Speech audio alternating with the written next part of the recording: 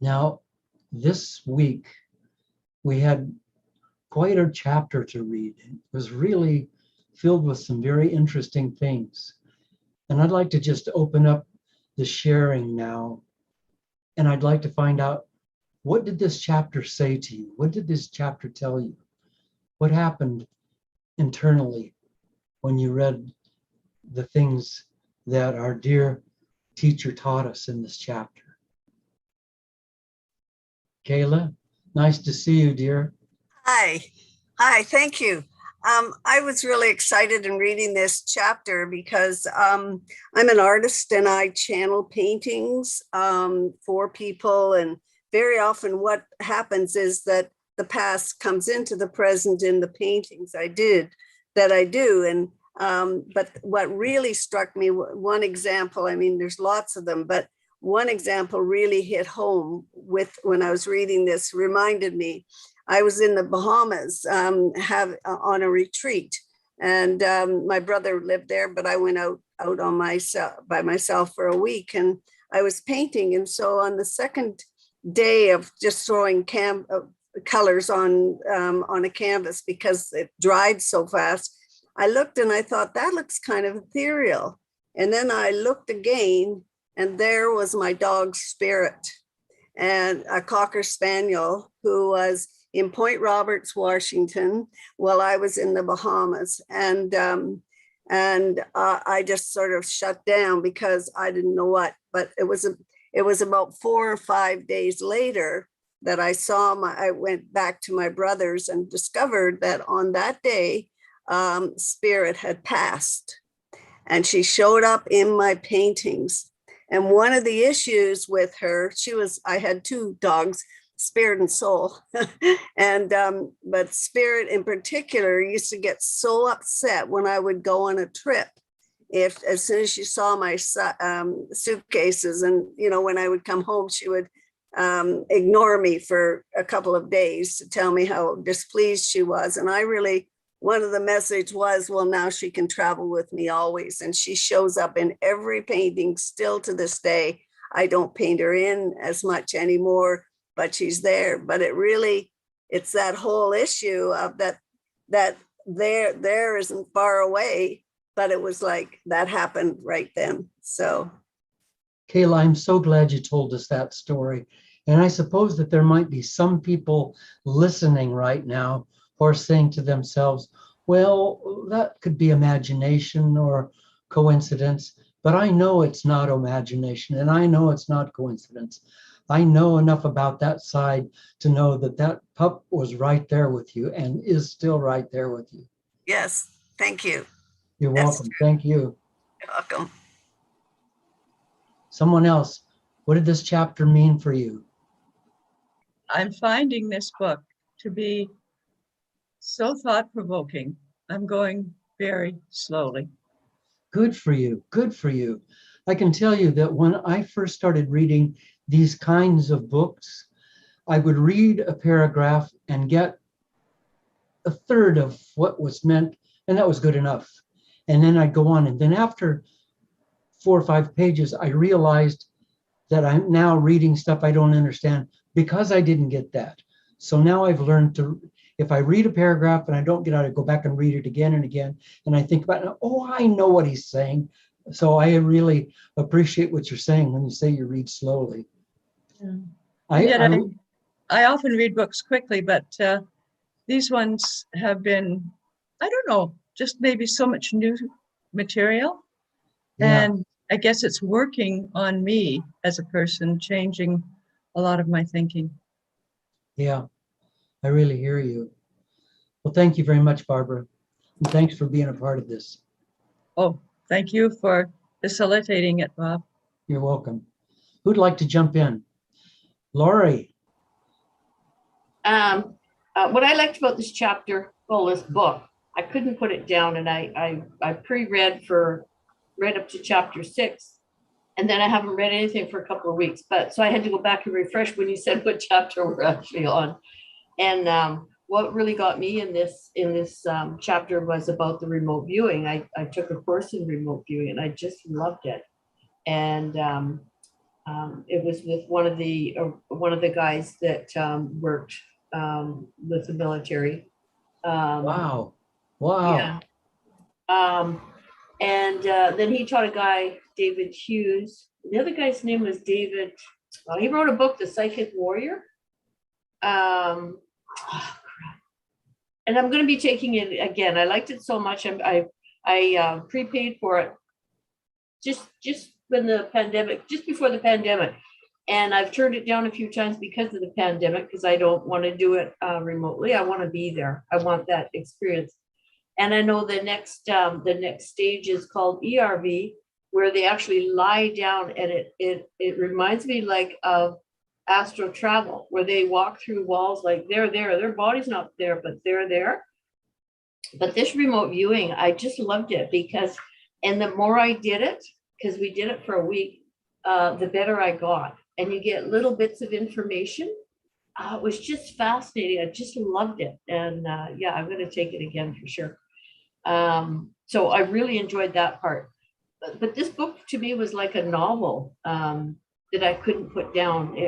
I just loved it compared to Joe Dispenza. For me, he's too scientific, where this guy, Gregg Braden, is more down here, more layman's terms that I can understand. Yeah. I agree. I love Joe Dispenza's work, but I really do prefer this book and Gregg Braden's work. I really do. He's great. He's great. But yeah, I've really enjoyed this book so far. And yeah, I was glad to read about the remote viewing in here too. And yeah, I love this kind of stuff. Thanks, Lori. Okay. Thanks for being with us. Hi. What I liked, two things struck me about this chapter. One was, again, talking about how the language of the divine matrix is emotion and feeling. So it's you know, I was thinking, okay, how do I reach that? Like when you were talking yesterday about understanding and knowing, and I'm thinking, okay, it's like you have to feel it, and I don't always think I think I'm feeling it, which is probably not feeling it. So that was one thing. I really liked the way he explains this is the language. It's all emotion. And then the other thing, when it was talking about time, and I'm thinking, well, he was talking about how if all time is one, what happens to free will? So there were like two things going on. But I also really like his book, and I like his stories. He's such a human being, you know, and so I'm really enjoying this. I really appreciate that. Thank you. And what Joanne's talking about when she said that I said something yesterday is that I'm teaching another class on Tuesday nights. And so Joanne's in that class and this class. And what she's talking about, I'll just bring you up to date, because I think it's important for you to know that too, is that what I said last night, and I think it's really important for all of us that are following this path of enlightenment to know, is that understanding is a door prize. Has absolutely nothing to do with what's in the room. Has absolutely nothing to do with what's true or what's real. Understanding means that it's consistent with my belief systems or the belief systems of the other teachers, consistent with the belief systems of scientists or religious people or teachers or academics, consistent with those beliefs. That does not make it true. But understanding means I'm in alignment with the thinking, those others thinking, or in alignment with my own beliefs. We have, in this work, we have to go far beyond understanding into a place called knowing. Thank you, Joanne. I'm gonna move on because I've got a lot to talk about tonight. And I was moved by when I was like 8 years old. I may have already told you the story, so I don't want to have to go back through it and have you have to listen to it again, especially in the interests of our time. But did I tell you the story of when I was an 8-year-old boy and my sister and I would go down in a field and lay in a wheelbarrow at night? Yes, I did tell you that story. Okay, so then at that time, I actually experienced, didn't learn or think, I experienced that time and space, and this one more thing, distance, which I haven't heard much about in these teachings. Distance, time, and space are the same thing. And the reason that distance is because that's kind of how I came into seeing time and space were the same thing.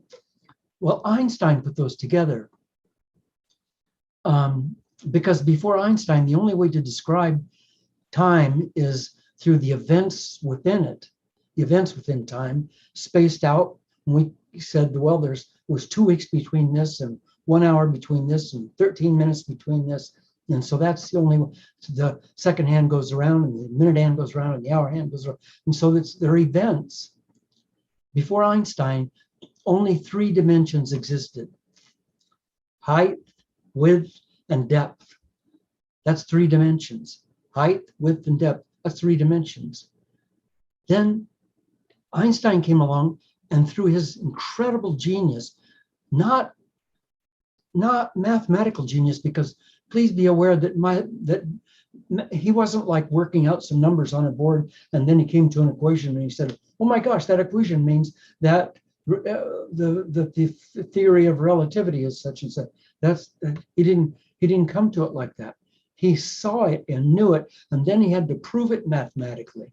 But he saw it first. And he saw that the past and the present and the future are all one. All one. He said the distinction between past, present, and future is a stubbornly persistent illusion. Einstein, the distinction between past, present, and future is a stubbornly persistent illusion.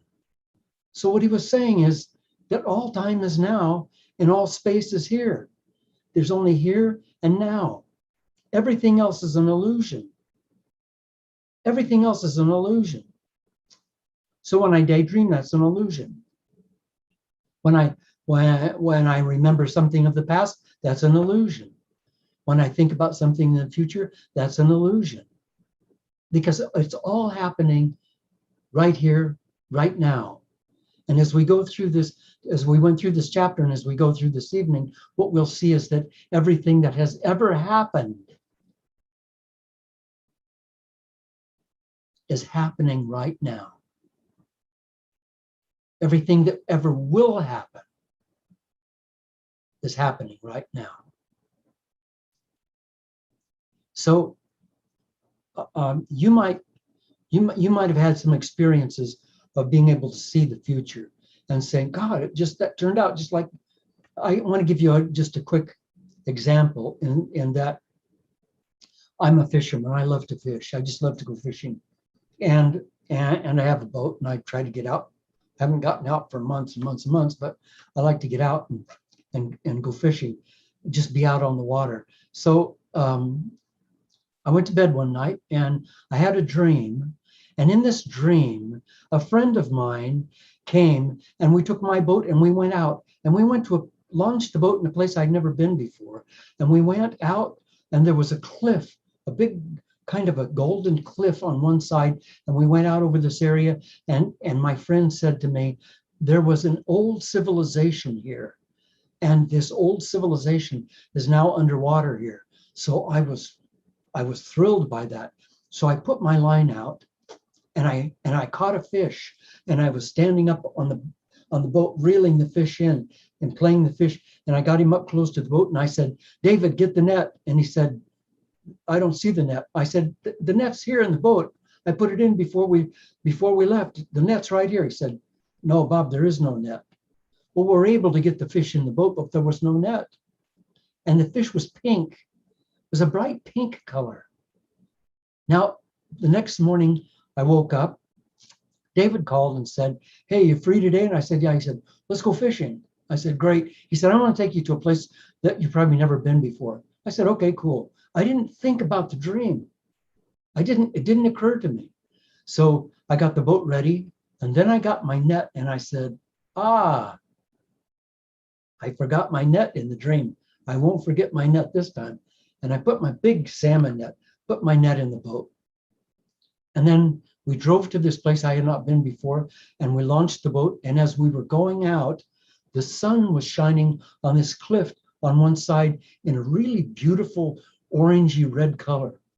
And David said, do you know there's an old Indian village that's underwater right here? And I said, really? Yeah. So I stood up and I was trolling and I hooked a salmon. And it was a pink salmon. Now they're not pink, that's just the name of them. It was a pink salmon. And I fought it and got it up close and I said, David, get the net. And he said, I don't see the net. There is no net. And at this point, my mind is going, oh my God, I'm reliving my dream. This is the exact dream I had last night. In fact, to make sure that I wasn't just sort of imagining it, when I got up, I told Mary, my wife, the dream. And because the dream was so real, it was so vivid. Mary said later that she was driving down the street not far from our house, and she saw a boy on a bicycle going by with a big salmon net. Obviously, my net had blown out of the boat. The boy on the bicycle found it. The whole thing was foretold. So can we say then that the future is unwritten, or that we just haven't yet lived in the future? And there's going to be so much more that we're going to talk about that tonight. But I want to move away from that just for a minute. And I want to talk a little bit about language. Sounds like it's very different, but you'll see how it fits. Language gives meaning to things, gives meaning to ideas, gives meaning to events. What should be is it should be reversed. The events of the ideas should give meaning to the language. Are you staying with me? The event or the idea should give meaning to the language. That's what happened when we were hearing the beautiful story of Kayla's dog showing up in her painting. The event was making the art happen. Great musicians that play music, that write music that comes off the top of their head, many of them working with this church showing up on Sundays, are writing their own stuff. And sometimes I talk to them during the week and I say, this is going to be the talk. And then they write a song for that. It comes through them, not from them. It comes through them. And then in this case, the event is creating the language being music. But our language is a bunch of syllables, consonants and syllables, and they're just letters. We throw a whole bunch of letters together and then we say, this letter has a meaning. Consciousness. Consciousness has a meaning. Consciousness doesn't have a meaning. Consciousness is a word. Spirit. Spirit has a meaning. Spirit doesn't have a meaning. It's a word. God. 3-letter word. Back it up. Dog. It's just a word. These are just words. And we put them in our mind, and in our subconscious mind, and a button is pushed to our subconscious mind, and the tape library says, oh, you want to talk about spirit? Okay, here's some files. So we look at all the files in our subconscious mind, which are our memories and our ideas about what that means, and we say, yeah, I got it. We don't got it. Grace is a river. It's not a pond, it's not a puddle. It's a river, it's moving through here. It's on its way. To be conscious is to be in motion, is to be flowing. And we need to watch out about our language, because language is intellectual. It's all intellectual. And I'm not saying anything against the intellect. The intellect is marvelous. The human brain is the most incredible things in this universe. However, it's just a computer, a wonderful computer, a computer that does things on multiple levels, but it can't read beyond language. I can prove that to you. If you have a thought, and you do this in meditation sometimes, when you're meditating, say to yourself, no thought. You don't want any thought to come in, you're meditating. And then a thought comes in. Now, do this. Have a blackboard, like in a school, have a blackboard in your mind and have an eraser in your hand. And when that thought starts, just wipe it out. And you'll find that if it can't become a complete sentence, it's not a thought. It has to become a sentence. If it just starts and you wipe it out, it disappears.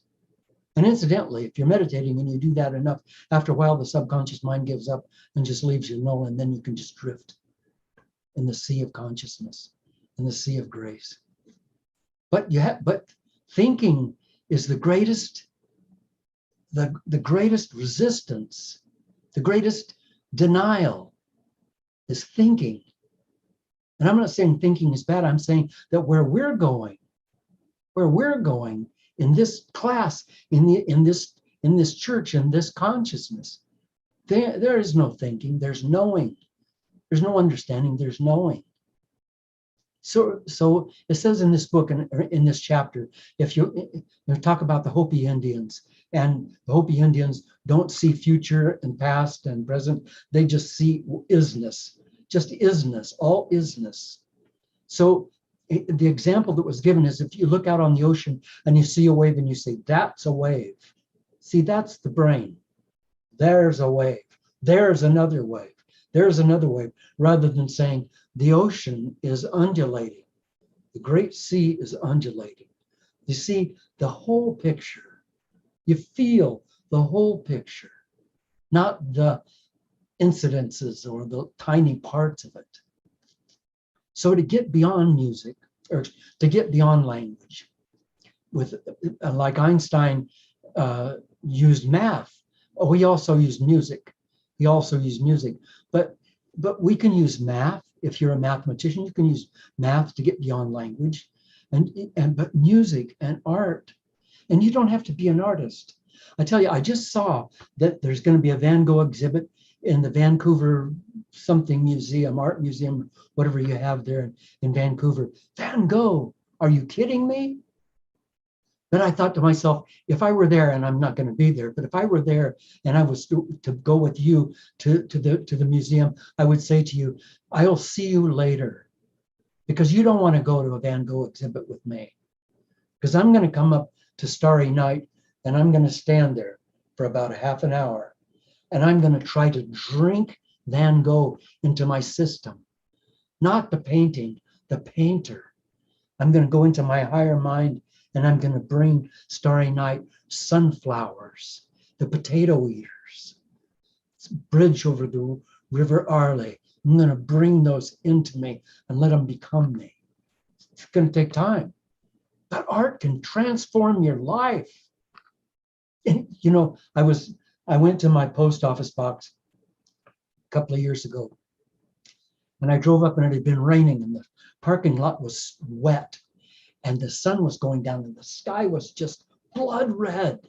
And there were some green patches in the sky. And it was down across the sea on the water. And it was across the parking lot. And the whole parking lot was on fire. And I ran into the mail post where I got my mail, and I said, everybody's got to come out here. Everybody, please come out. And all the customers looked at each other. I guess they thought there was a fire or something. So they all came up and I said, look at that, look at that. And they said, what? I said, the sunset, look at that, look at the colors.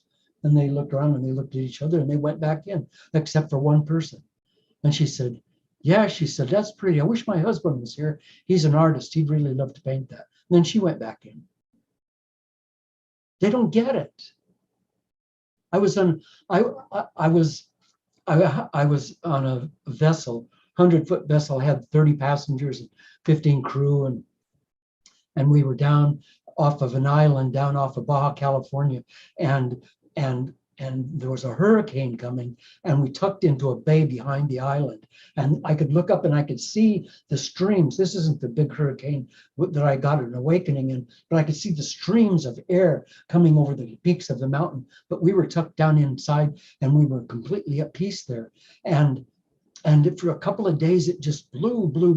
But when the hurricane started, all the cormorants, those great birds, all left the island and flew ashore where they could, because they knew it was coming, where they could hide. Now, the hurricane's over. The sun's going down. I'm up on the flybridge. I'm up on the upper deck. The sun's going down in the west. And over in the east, a full moon is rising. And the full moon is the pink of the sun.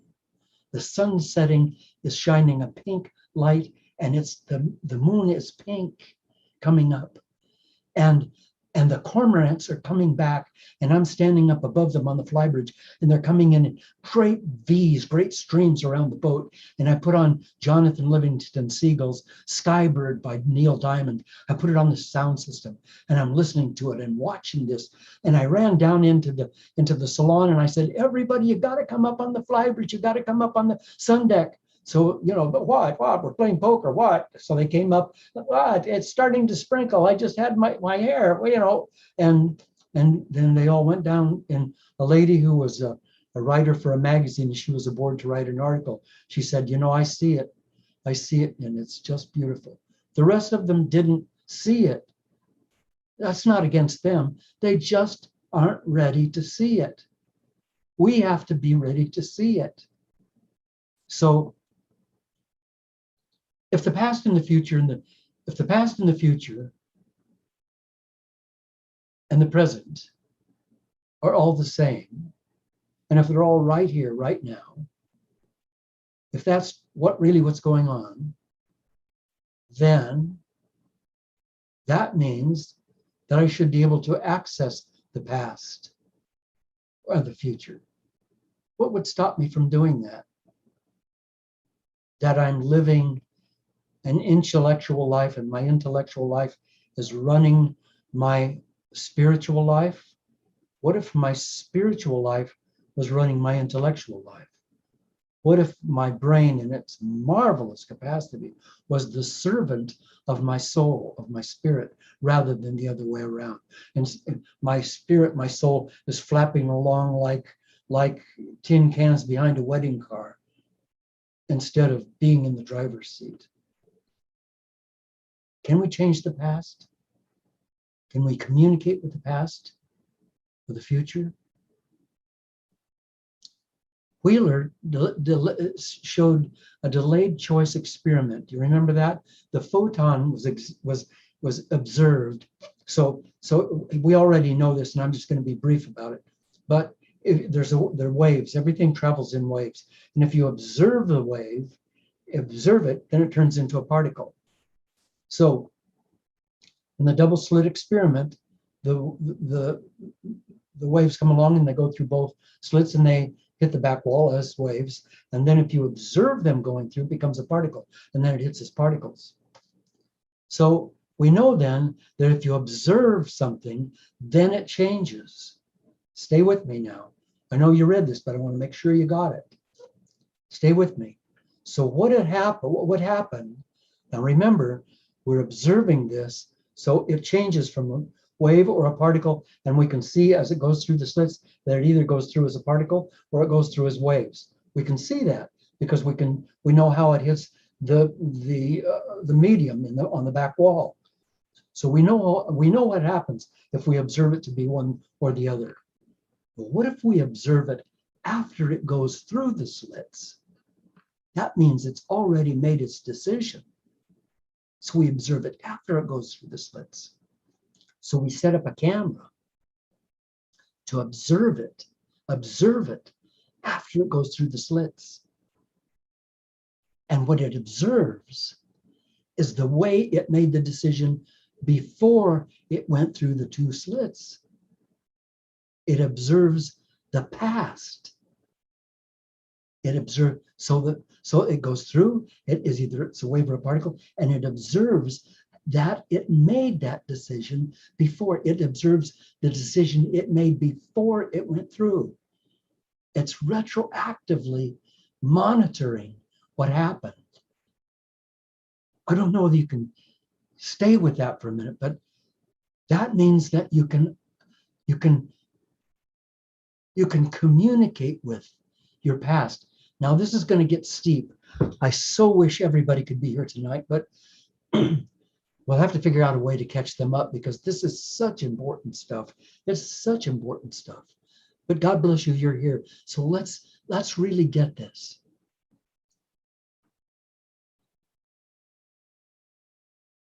In my life, me, Bob Trask, I'm an old guy. I've had trillions of experiences, good, bad, enormously tragic, wonderfully joyous. Just you name it. I've had all of those experiences, and all of those are in the past. And that's my story. That's my story. I could write a book, all my stuff. I cannot. The question is, can I go back and change the past? That's a question we're asking tonight. And I believe, according to everything that I've read and the incredible spiritual experts that I've talked to, and that I think in my own mind, I think, yes, that we can go back and change the past. But don't go there with me yet. Don't go there with me yet. Let's not try to eat the whole watermelon in one bite. Let's just take a bite at a time. The first bite is this. Can I just change the meaning of the past? Every event that happens in your life has a meaning. I want you to know that when it happens, it doesn't have a meaning at all. It's just an event. But the way it strikes you, your platform, your media imaging, the way it strikes you, that lets you give it a meaning. And in this case, meaning could be synonymous with the word purpose. You give it a purpose and you give it a meaning. So you accidentally did something that caused a real catastrophes. Maybe somebody got hurt, maybe somebody got killed, maybe it cost a lot of money, whatever that is. And when that happened, you made a decision automatically about you. You can say, wait a minute, Bob, wait. What happened was that my husband was fooling around with 2 other women, and I found out, and then I divorced him, and it was a real mess, and I was heartbroken and terrible. And you're saying that I made that about me? It was about him, it wasn't about me. But see, we are holographs. The entire universe is us, including your ex-husband, including the other women, including the people that hurt you and the people that you're. We're all one body. We're all one in multiple incarnations. So you make a decision maybe about somebody. That decision is the decision that you're looking into a mirror to make. It's a mirror of you. Believe me, that's exactly the way it is. So what event in my past has a meaning that wants to change? So I look at my past and I look at all these events and I say, well, some of those events are still running my life. Some of the terrible things that I've done, some of the mistakes that I made that were really tragic, that cost a lot of money or cost someone their life. That's me. That I know of, there are 3 people, maybe more, that I know of, there are 3 people in their graves because of mistakes that I made. Just mistakes, but still, that was me. And incidentally, if you're not making any mistakes, you're not doing anything. I was in the emergency rescue business and I made a couple of mistakes. I learned by them, but I made a couple of mistakes. I accidentally took a guy's life when I was a kid. And so what was the meaning of those that wants to change in order to set me free so that I can be the Christ I came here to be? So what event in your past has a meaning that wants to change? That, my friend, is the breakout question. What event in my past has a meaning that wants to change? So I want you to go find something in your past that's been haunting you. And I want you to say to the other people, it's all in confidence. No one's going to repeat anything. This event has haunted my life, and the meaning of it was my choice, and the meaning of it today is my choice. And I'm going to change the meaning to growth, to a wealth of knowledge, to experience that deepened me in wisdom. So go to your breakout rooms now, and you're going to have 5, 10, 15. You're going to have 20 minutes in your breakout rooms. So be on purpose and make sure everybody gets a chance to share. Thank you.